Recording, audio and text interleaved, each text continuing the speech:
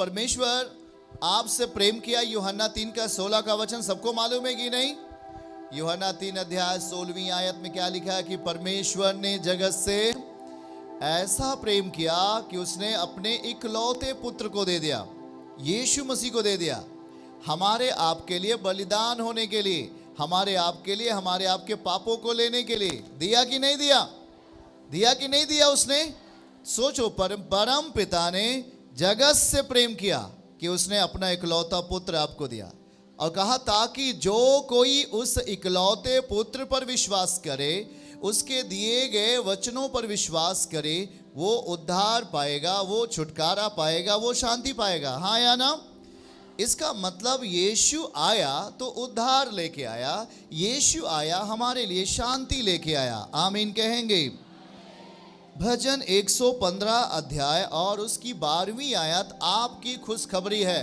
आप जब इस वचन को अभी पढ़ेंगे तो आप आमीन के साथ इसे रिसीव करेंगे, ठीक है? चलिए हमारे साथ वचन को खोलिए और भजन 115 अध्याय और 12वीं आयत आपके लिए गुड न्यूज है। ओके, पढ़िएगा इसको हमारे साथ जल्दी से। लिखा है, यहोवा परमेश्वर ने हमको स्मरण किया है कि वह आशीष देगा। ये गुड न्यूज है आज आपके लिए। परम पिता ने हमें याद किया है कि आज मैं अपने बच्चों को क्या देने वाला हूं। हालेलुया। जरा ध्यान से सुनिए, इंसानों के अंदर से जब आशीष चोरी हो जाती है, जब आपके अंदर से आशीष को चुराने वाला शैतान जब आपके अंदर से आशीषों को चुरा लेता है, आपके अंदर से अभिषेक को चुरा लेता है, वो चोर है। क्या है वो? देखिए ध्यान से सुनिए, आज परम पिता हमें क्या देने वाले हैं। उसने कहा, हमारे साथ इस वचन को दोहराइए, अपने मुख से बोलिए। क्या लिखा हुआ है? बोलिए, यहोवा ने, यीशु ने हमको याद किया है। परम पिता ने आज हमें स्मरण किया है कि वो आपको क्या दे। ठीक ठीक वो लिखा है, आशीष देगा। वो इज़राइल के घराने को आशीष देगा, वो हारून के घराने को आशीष देगा। अर्थात परम पिता ने आपको याद किया कि नहीं किया? वो मैं नहीं बोल रहा, वो आप जिसके पास आए हैं वही आपको कह रहा है कि मैंने तुझे याद किया है बेटे, इसलिए तू आज मेरे सामने है। इसका मतलब आप महत्वपूर्ण हैं, आप उसके संतान हैं। आमीन कहें? आप उसके बच्चे हैं, आप उसके बेटे और बेटियां हैं। उसने आपको स्मरण किया है, मैंने स्मरण नहीं किया। मेरे याद करने से एक आदमी भी यहां नहीं आएगा। मैं आपको खूब याद करूं, आप कभी नहीं आओगे। पर किसने याद किया आपको? उस दुनिया के बनाने वाले ने अपने बेटे बेटियों को याद किया है कि वो आपको आशीष दे। इस वचन को नोट कर लेना अपने माइंड में, अपने मन में, अपने कॉपी में, अपने डायरी में, और प्रतिदिन प्रार्थना के बाद सुबह उठकर इस वचन को देखना और कहना, प्रभु मैं तेरे पास तेरी मर्जी से आया हूं, इसलिए तूने मुझे याद किया है।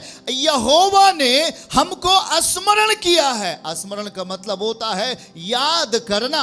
ओ परम पिता ने, दुनिया के बनाने वाले ने हमें याद किया है कि वो आपको आशीष दे।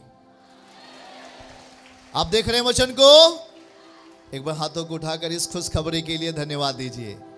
धन्यवाद प्रभु, आपने मुझे याद किया है आशीष देने के लिए, आशीष देने के लिए, छुटकारा देने के लिए, जीवन देने के लिए। आपने ही याद किया, मैंने कुछ नहीं किया, आपने ही याद किया है, आपने मुझे बुलाया है, तो मैं हूं, तो आप हकदार हो आशीष के। हालेलुया, आमीन। सोच लो, ये वचन जीवित है। क्या है? और जब आप जीवित वचनों को अपने डायरी में लिखोगे और अपने दिल की डायरी में लिखोगे, आशीष कोई बंद नहीं कर सकता। आशीष को कोई चुरा नहीं पाएगा। आमीन बोलो। जब परम पिता देना चाहे, कौन उसे रोक सकता है? जो हमें वो ऊंचा उठाना चाहे, आपको कौन रोक सकता है? इसलिए वो कहता है भैया मैंने स्मरण किया है। तो हमें भी इस बात को क्या कर लेना है? स्मरण कर लेना है। क्या कर लेना है? जब वो हमें याद किया तो हमें भी क्या करना चाहिए? याद करना चाहिए। प्रभु आपने भजन संहिता 115 अध्याय के कौन से पद में, वाह याद कर रहे, 115 अध्याय के 12 वचन में लिखा है तूने मुझे याद किया है। तो हे प्रभु जब आपने मुझे याद किया है तो मैं आशीष का हकदार हूं। चाहते हो आशीष? कितने लोग आशीष चाहते?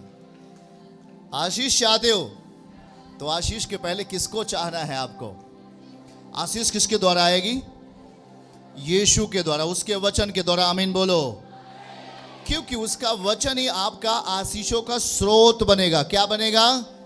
और जब आपके अंदर वचन जाता है तो केवल वो आशीष ही नहीं परंतु आपकी समस्याओं का हल भी बनता है। वो आपकी बीमारियों को दूर करने वाला, आपकी प्रॉब्लम को दूर करने वाला, आपके तमाम बीमारियों से वो लड़कर उन्हें हरा देने वाला, दुष्ट आत्माओं को खत्म करने वाला, आपको राहत की सांस लेने देने वाला, आपको बेचैनी में आपको शांति देने वाला। ये वचन कहता है तू मुझे स्मरण कर। वो आपको स्मरण कर लिया, अब आपको उसे स्मरण करना है। आप वही पाने जा रहे हो जो उसने कहा है।